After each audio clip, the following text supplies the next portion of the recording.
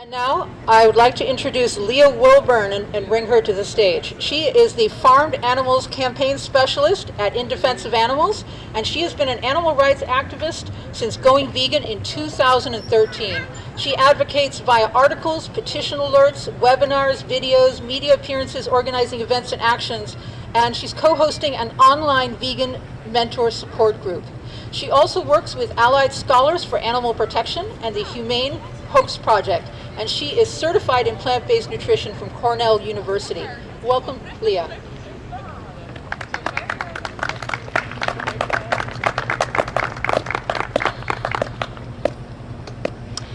Thank you. Thank you, everyone, for being here.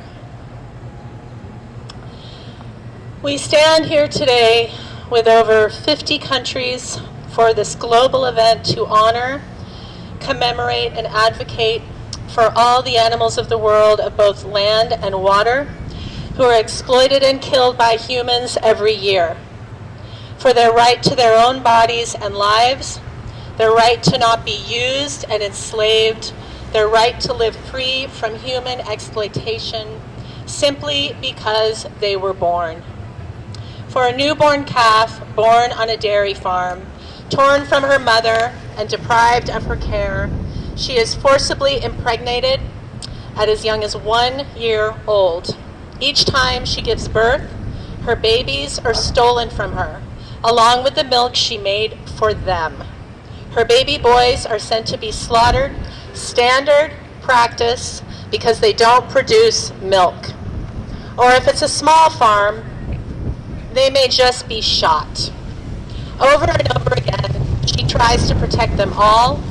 Her cries often heard for days, only to then be forced into the hell on earth that is a slaughterhouse.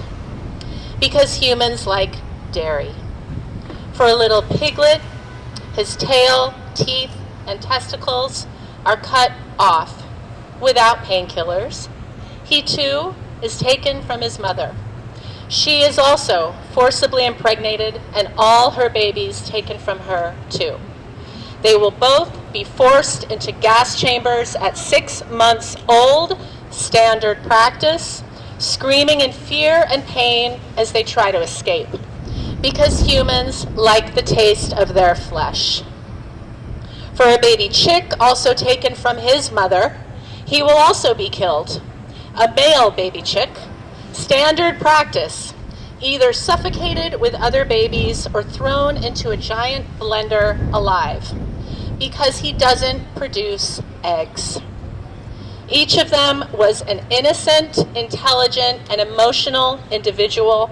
Like all of us, they just wanted to be safe, feel their mother's love, explore, play, and live in peace. But grief, terror, and pain was inflicted on them instead, and countless other precious individuals for their wool, fur, skin, entertainment, experimentation, labor, transportation, and more, for unnecessary uses that we are better off without. Years ago, when I started being less sparing and concerned about what people think, just telling and showing the truth of what animals really go through in all farms and slaughterhouses, and plainly advocating for veganism, I started getting private messages on social media from people saying that they'd gone vegan. They'd heard for years about how bad factory farms are, so they looked for feel-good words like free-range, grass-fed, local, small family farm, cage-free, etc. Before I went vegan, I also looked for cage-free eggs. It eased my conscience about buying eggs, because nobody had told me or shown me the truth about all of it. Cage-free, for instance, is not cruelty-free. It is the opposite. Years of published research has shown that cage-free is often just as cruel, if not worse. Mother hens are still crowded by the thousands into giant sheds, one big cage, an average of just 1.5 square feet of space per bird, higher rates of painful bone fractures and respiratory infections, The tips of their beaks are still sliced off as they're still bred to lay as many eggs as possible, also causing suffering for their entire short lives. Their male baby chicks are still killed and the mother hens are still slaughtered. And now, over 40% of the egg industry is, quote, cage-free. And that's considered a success, making people feel better about buying eggs. No, we must campaign instead for egg-free, slaughter-free, animal-free. When we focus only on big ag, industrial animal farming, instead of clearly advocating for an end to all of it and why, we're actually giving free PR to the egg, dairy, and meat industries. They just come up with more humane washing and greenwashing lies to keep people buying. The myth of humane small family farms is why factory farms exist in the first place, to meet that demand. We must be absolutely clear. There is no nice or better way to exploit animals. Grassroots means dealing with the root of the problem. Whenever anyone is being used for someone else's gain, suffering is inevitable. We've all been conditioned since childhood into the false belief that we have the right to use other animals as we please. The scourge of the human supremacy mindset. The idea that because we have more power, might makes right, and we get to decide who deserves respect, protection, and life based on the body they were born into. Entitlement, discrimination, subjugation, and oppression. Is it any wonder that we've done the same to other humans? There is no fundamental difference between our animal family members at home and those who are chopped into pieces. My precious sweetheart cat, my life companion for 17 years, passed 5 days ago. My grief and love for him, and because Western society regards his species as a pet, therefore worthy of our care, still makes his life no more important than a precious calf, a piglet, a lamb, a dog, a turkey. Each of their lives mattered, most importantly to them and their mothers. Each deserves to be defended by us. The vast majority of humans on the planet, as leading nutrition organizations in the world attest, can survive and thrive on a plant-based diet and without exploiting and killing other animals. Vegans come from all cultures, ethnicities, countries, classes, and religions. Anyone who has access to a grocery store and or a variety of simple plant foods, grains, legumes, veggies, fruits, nuts, and seeds, has access to being vegan. They are who we are talking to. And we must clarify and educate on what it means to truly protect animals, what vegan means. It's not a diet or just a way of eating that's plant-based, nor is it just about reducing suffering.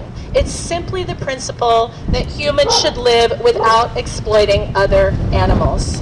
The vegan movement is a justice movement. You don't even need to love other animals to understand that what we do to them when we don't have to is wrong.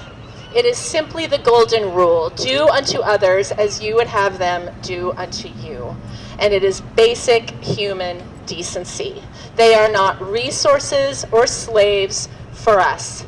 They are here with us. We must be willing to tell and show the truth of all of it and let ourselves and others be uncomfortable. It is okay. That's where real growth and transformation happens.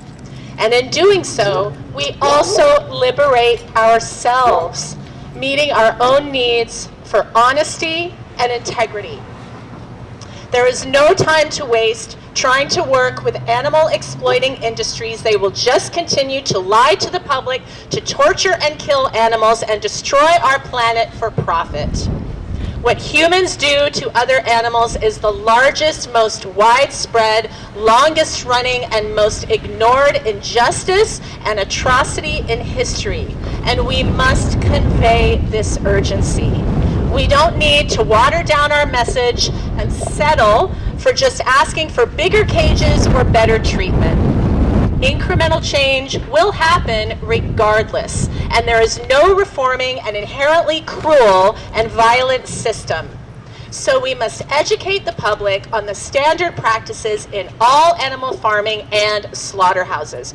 We expose the myth of the small family farm and the humane scam. We make it clear that none of it is better or acceptable. We advocate instead for a slaughter-free, plant-based food system, and we unite with a cohesive clarity of message. Zero animal exploitation. Animals are not ours to use. The only humane option is vegan.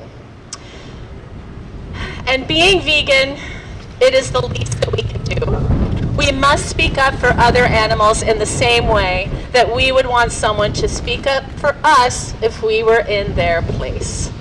So thank you, all the vegans, and thank you to all the pre-vegans who will decide to change now.